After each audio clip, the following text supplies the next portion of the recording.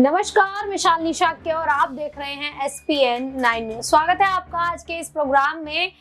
जिस तरह से अब पूरे देश भर में लोकसभा चुनाव चल रहा है, ऐसे में इस चुनावों में कुछ खास बातें ये हुई हैं कि इस बार कुछ अनोखी चीजें सामने आई हैं। जहां एक तरफ देखा गया कि लोग कभी भैंसे पर चढ़कर नामांकन भरने जा रहे हैं तो कोई गधे पर चढ़कर नामांकन भरने जा रहा है, तो वहीं जहां कई उम्मीदवारों ने अपना नामांकन भरा तो उनके नामांकन पत्र भी निरस्त हुए हैं। अगर बात कर लें अपना दल कमेरावादी प्रमुख पल्लवी पटेल की, तो उनके उम्मीदवारों ने भी कई नामांकन भरे, लेकिन कहीं ना कहीं उनके भी नामांकन निरस्त होते दिखाई दिए।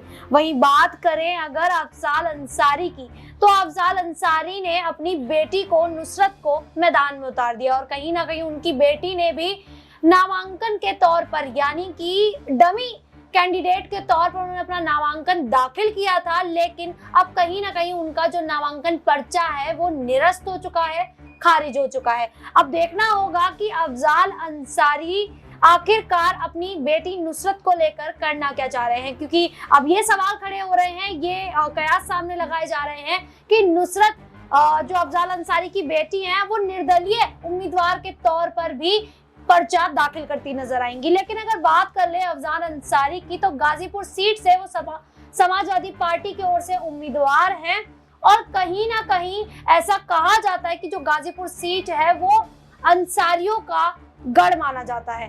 अब जहां बात करें भारतीय जनता पार्टी की, तो भारतीय जनता पार्टी ने भी अपने उम्मीदवार को मैदान में उतारा है। जहां 2019 में उन्होंने मनोज सिन्हा को मैदान में उतारा था, तो कहीं ना कहीं मनोज सिन्हा को हार का सामना करना पड़ा था और अफजाल अंसारी ने भारी मतों से अपनी जीत हासिल की थी। वहीं इस बार बीजेपी ने पारसनाथ राय पर अपना भरोसा जताया है और अगर बसपा की बात की जाए तो BSP से उमेश सिंह को मैदान में उतारा गया। देखना होगा कि आखिरकार गाजीपुर सीट पर अफजाल अंसारी अपनी पकड़ बनाए रखते हैं या फिर इस बार कोई हाथ और मार कर जाएगा।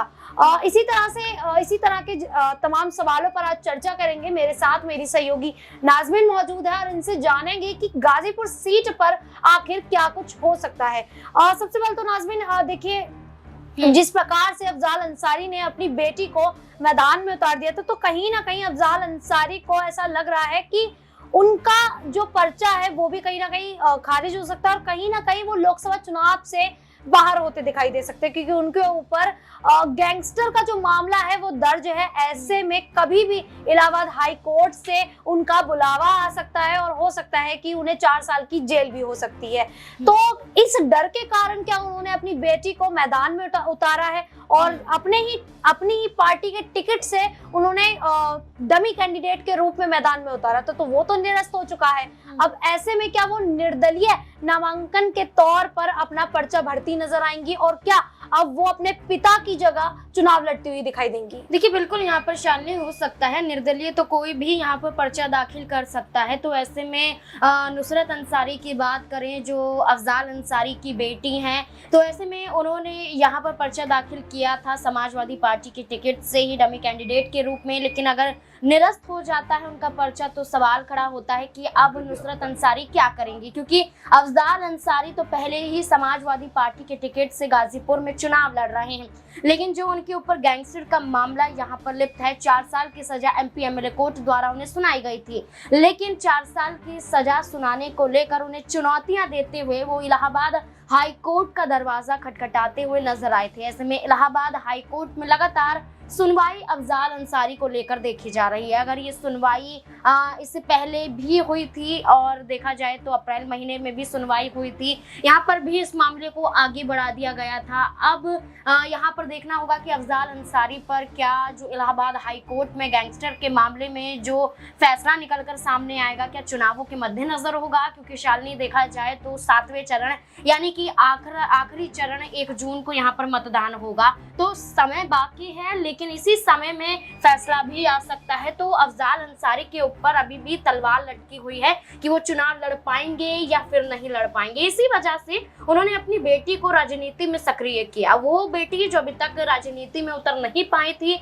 अभी तक सिर्फ अपनी पढ़ाई में लीन थी, अब वो यहाँ पर चुनाव प्रचार प्रसार करती हुई अपने पिता के लिए देखी गई हैं। अब देखिए वो भजन कीर्तन करती हुई नजर आई थी, वो शिवलिंग पर दूध चढ़ाती हुई दिखाई दी थी। यानी कि पूरे गाजीपुर में ऐसा माहौल बनाया गया था कि जो अफजाल अंसारी का परिवार है वो कहीं ना कहीं सभी धर्मों को लेकर साथ चलता है। अब ऐसे में आप देखिए 5 बार के विधायक रह चुके हैं अफजाल अंसारी, समाजवादी पार्टी के टिकट से 2 बार के सांसद रह चुके हैं। आप देखिए जब 2019 में बहुजन समाज और समाजवादी पार्टी का गठबंधन था तो उन्होंने बसपा की तरफ से चुनाव लड़ा था और बसपा की तरफ से चुनाव लड़कर उन्होंने गाजीपुर सीट पर मनोज सिन्हा को हराया था।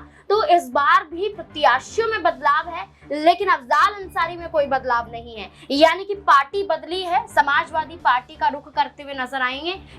करते हुए नजर आए क्योंकि समाजवादी पार्टी और बहुजन समाज पार्टी का जो गठबंधन था टूटा, उसके बाद मायावती ने साफ तौर पर इनकार कर दिया कि वो किसी भी गठबंधन के साथ नहीं आएंगी। तो ऐसे में सपा का साथ वो लेते हुए नजर आए और गाजीपुर में वो चुनाव लड़ते हुए नजर आ रहे हैं। आप देखिए कि भारतीय जनता पार्टी के नेता कृष्णानंद राय की हत्या के मामले में उनके ऊपर आरोप था। ये आरोप मुख्तार अंसारी पर भी था। मुख्तार अंसारी की जब हार्ट अटैक से जान गई थी उस दौरान कृष्णानंद राय के बेटे ने ये कहा था कि लोकतंत्र की जीत है और इस जीत से पूरे गाजीपुर में और पूरे यहाँ तक कि उत्तर प्रदेश में खुशी की लहर देखने को मिल रही है क्योंकि एक गैंगस्टर का अंत हुआ है। तो अफजाल अंसारी पर ही गैंगस्टर का आरोप यहाँ पर दर्ज है। अब इलाहाबाद हाई कोर्ट उनके पक्ष में फैसला सुनाता है या उनके विरुद्ध में फैसला सुनाता है, ये फैसले पर निर्भर करेगा। लेकिन साफ तौर पर देखा जाए जो 2 बार का सांसद 5 बार का विधानसभा चुनाव जीत सकते हैं वो गाजीपुर सीट पर अभी भी अपनी जीत को लेकर पकड़ कहीं ना कहीं बनाए बैठे हैं। देखिए जिस प्रकार से अफजाल अंसारी लगातार ऐसा कहा गया कि जो गाजीपुर सीट है वो कहीं ना कहीं उनका गढ़ माना गया है। ऐसे में अब अगर चुनाव को लेकर बात की जाए तो कई महत्वपूर्ण सीटों पर मतदान हो चुका है और गाजीपुर सीट एक ऐसी बस्ती है जिसको लेकर कहीं ना कहीं कुछ नेताओं में बहसबाजी होती दिखाई दी थी। पार्टी से सीट की मांग करते हुए नजर आए लेकिन पार्टी की ओर से वो सीट आखिरकार उन्हें नहीं दी गई। हम बात कर रहे हैं ओपी राजभर की। जी हाँ, ओपी राजभर लगातार बीजेपी से गाजीपुर सीट को लेकर मांग करते रहे। लगातार 3 सीटों की उन्होंने मांग की लेकिन बीजेपी ने उन्हें 3 सीटें नहीं दी और ना ही गाजीपुर सीट उनके हाथ आई। वहीं घोसी से उनके जो बेटे हैं अरविंद राजभर वो चुनावी मैदान में उतरे हुए हैं और वहां से वो चुनाव लड़ते दिखाई दे रहे हैं। लेकिन ऐसे में गाजीपुर सीट की अगर बात करें और ओपी राजभर की बात करें तो नाज़मीन अगर गाजीपुर सीट से ओपी राजभर को मैदान में अगर बीजेपी उतार देती तो क्या ओपी राजभर अफजाल अंसारी को टक्कर देते नजर आ पाते या नहीं?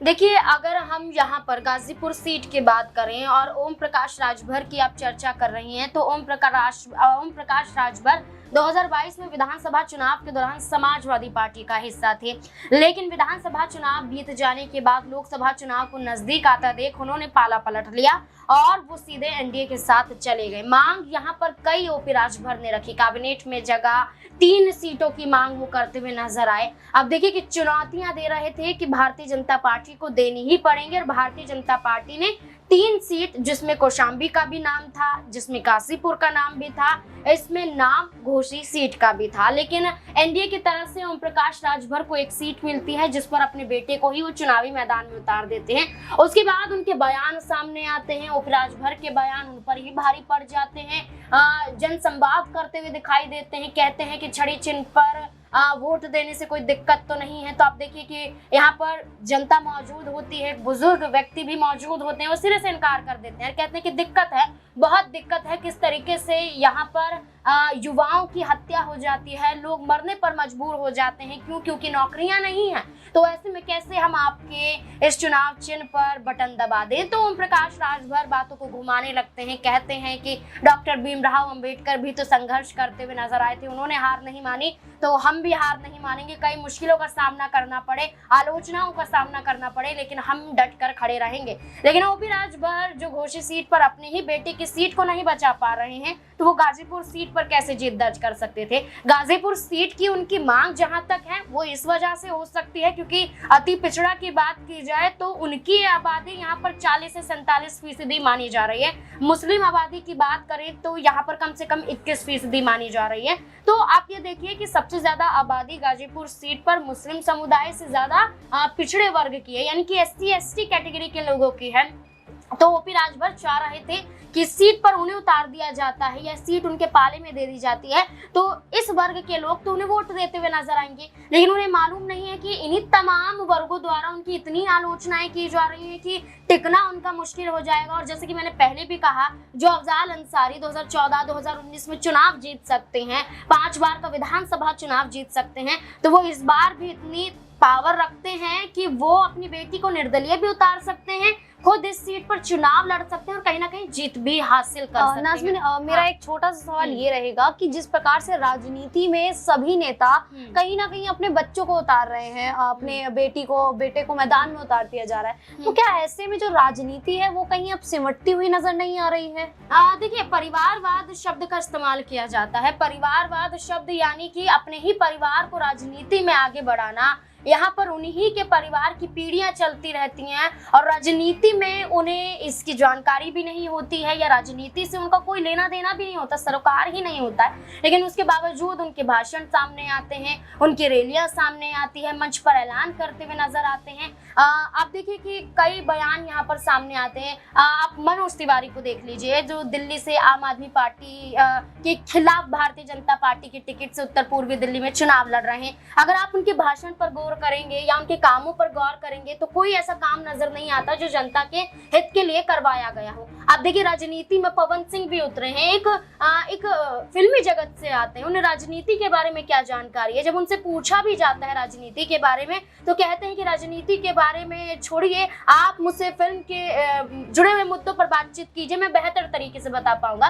तो आप देखिए कि राजनीति में आने का मकसद है कि आप उन मुद्दों पर काम करिए जो जनता से जुड़े हुए हैं, जनता की परेशानियों से जुड़े हुए हैं, लेकिन उन मुद्दों पर काम ही नहीं होता है। तो ऐसे में ओपी राजभर के बेटे को देख लीजिए, वो भी परिवारवाद है। यहाँ पर अगर आप यहाँ पर समाजवादी पार्टी के प्रत्याशी को देखते हैं तो वो भी परिवारवाद है। समाजवादी पार्टी पर परिवारवाद के आरोप लगाए जाते हैं तो भारतीय जनता पार्टी में कई ऐसे नेता मौजूद हैं जो पूरी तरह से अपनी बेटियों को आगे उतारे। देखो, मनोज तिवारी ने अपनी ही बेटी को भारतीय जनता पार्टी में शामिल करवा लिया। स्मृति ईरानी की बेटी भी कहीं ना कहीं आप देखिए राजनीति में आ ही जाएगी। यहाँ पर अमित शाह के बेटे जय शाह कहीं ना कहीं बीसीसीआई के अध्यक्ष बना दिए जाते हैं, तब परिवारवाद यहाँ पर नजर नहीं आता। राजनाथ सिंह के बेटे मौजूद है राजनीति में, आप नाम गिनते जाइए और नाम आपको आगे मिलते जाएंगे। भारतीय जनता पार्टी भी कहीं ना कहीं परिवारवाद को लेकर चलती, या कहे कि जितनी भी पार्टियां हैं सबके अंदर परिवारवाद देखने को मिलता है। तो ऐसे में राजनीति में उतारना यानी कि अपनी परिवार की धरोहर को आगे बढ़ाना। उत्तराधिकारी के रूप में मायावती आकाश आनंद को बनाती है, बाद में छीन लेती है वो पद, तो कहीं ना कहीं दर्शाता है कि राजनीति में आना और उनकी सीख रखना बहुत जरूरी है। और ऐसे में आप परिवार को लाइए, लेकिन परिवार में से कोई भी राजनीति में आ रहा अगर जनता की सरोकार की बात करता है तो बेहतर बात है, लेकिन अपने हित के लिए और राजनीति की कोई जानकारी ही नहीं है तो ऐसे में तो कहीं ना कहीं मुश्किल ही खड़ी होती हुई नजर आएंगी। जिस प्रकार से आज हमने तमाम मुद्दों पर बात की, लेकिन जो विशेष मुद्दा था वो था अफजाल अंसारी। जी हाँ, अफजाल अंसारी अब मन ही मन ये दुआ कर रहे होंगे कि जल्द से जल्द ये लोकसभा जो चुनाव है वो संपन्न हो जाए और नतीजे सामने आ जाए, क्योंकि इसकी वजह है कि कभी भी इलाहाबाद हाई कोर्ट से उन्हें बुलाया जा सकता है और ऐसे में हो सकता है कि वो कहीं ना कहीं इस चुनाव से बाहर जा सकते हैं। अब देखना होगा कि अब बेटी निर्दलीय उम्मीदवार के तौर पर उनके चेहरे पर चुनाव करती हुई नजर आएंगी या नहीं। फिलहाल के लिए इतना ही, देखते रहिए SPN9।